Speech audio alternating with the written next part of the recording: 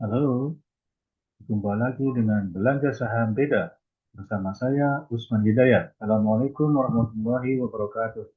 Bapak, Ibu, teman-teman sekalian, baik-baik semua ya. Hari ini kita dihadapkan pada keputusan tarif impor oleh pemerintah Amerika terhadap Indonesia yakni 32%.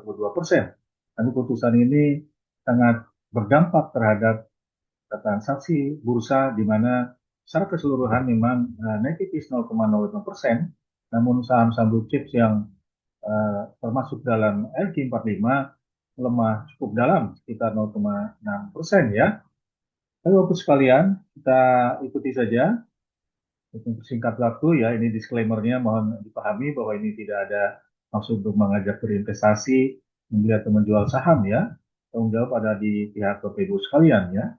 Jadi secara umum bahwa hari ini diwarnai dengan eh, keputusan Trump untuk memberlakukan tarif impor dari 14 negara ya, utamanya negara-negara di Asia termasuk Indonesia. Dan Indonesia masih kena 32% ya, tidak ada perubahan. Tentu saja akan sangat berpengaruh terhadap industri dan perdagangan ya. Namun bursa hari ini merespon dengan kenaikan tipis 0,05%. Yang tertekan adalah saham-saham blue chips ya, karena saham blue chip ini menurut saya sih di dalamnya adalah para pelaku industri perdagangan dan investasi yang kapitalisasi bisnisnya cukup besar, sehingga dampaknya tentu saja akan sangat besar ya, karena produknya biasanya segmen untuk perdagangan ekspor impor ya. Nah, jadi secara umum bahwa tarif impor AS terhadap RI tetap kena 32% berlaku 1 Agustus. Sampai LQ45 tertekan, namun otoritas yakin akan bisa negosiasi ya. Jadi Menteri Perindustrian meyakini bisa lakukan negosiasi dengan pemerintah AS agar tarif itu bisa ya, ditekan ya. Menurut saya sebenarnya tarif itu akan berdampak utamanya terhadap penduduk Amerika sendiri ya. Karena yang saya pahami tarif impor itu dikenakan terhadap importer ya, dan importer akan menekan pada konsumen akhir. Pada akhirnya yang akan merasakan dampaknya adalah masyarakat Amerika sendiri ya. Mungkin tujuannya untuk menghidupkan industri dalam negeri, tapi kan itu tidak dalam jangka pendek, perlu ada persiapan conditioning di Amerika sendiri ya. Dari karena itu situasi ini tampaknya akan menjadi semacam game teori ya, kalau istilah yang saya pinjam dari para ekonom. Jadi Trump pada akhirnya akan membuka negosiasi yang lebih luas lagi, dan kita harus tetap yakin bahwa negosiasi itu akan bisa dilangsungkan untuk win-win solution ya. Mudah-mudahan demikian Bapak sekalian.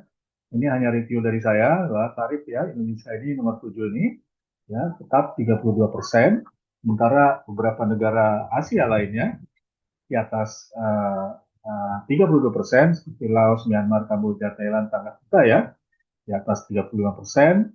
Kemudian yang di bawah yaitu Malaysia ya, kan Jepang ada kenaikan 1 poin, kemudian Malaysia kenaikan 1 poin ya.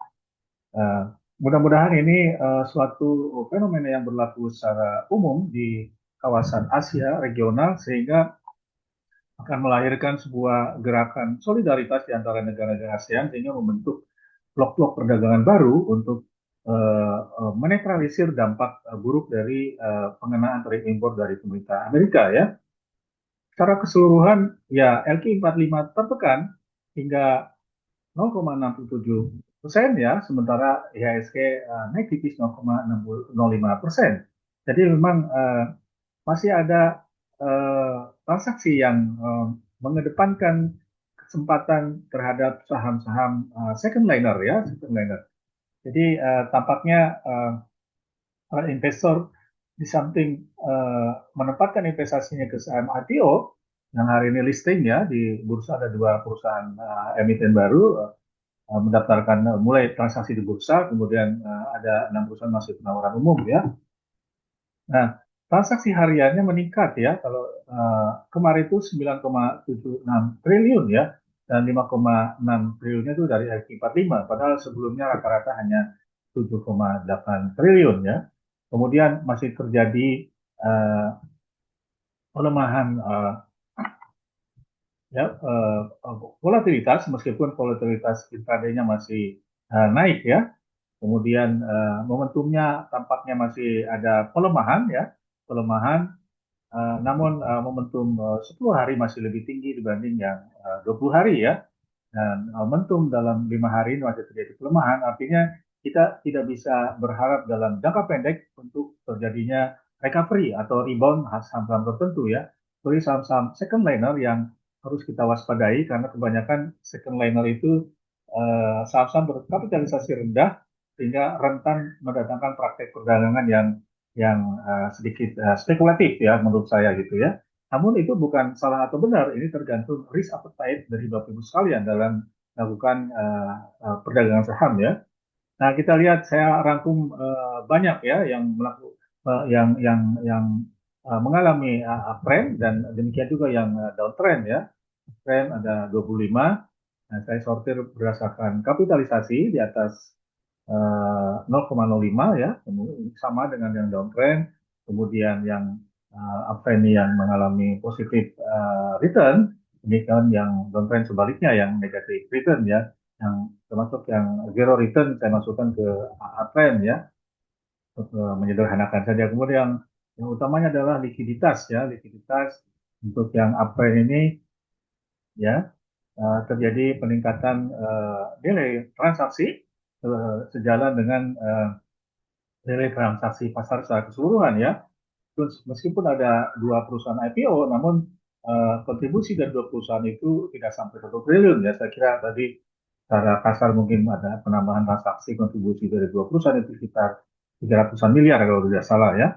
Jadi secara keseluruhan ada kenaikan value dan frekuensi transaksi karena ini sejalan dengan yang pernah saya kemukakan ketika return tendensinya menurun, maka kecenderungannya akan ada peningkatan likuiditas saham ya, transaksi harian ya.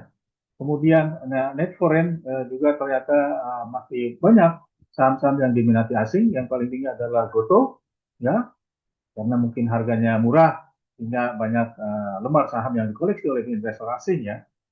NRG, MDKA, KPIG, ya, Indosat ya ini yang blue chips ya.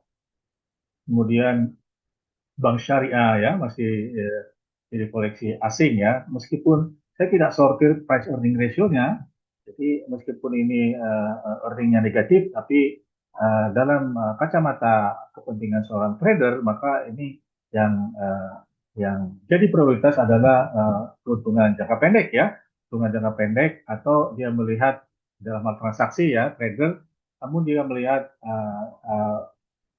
probabilitas jangka panjangnya, probabilitas jangka panjang untuk saham-saham teknologi kayak seperti Gotoh ya, dari Gotoh. Kemudian ini saham MDKA biasanya saham-saham yang relate dengan seperti emas itu memperoleh sentimen positif terkait adanya disrupsi ekonomi seperti tarif import ini ya.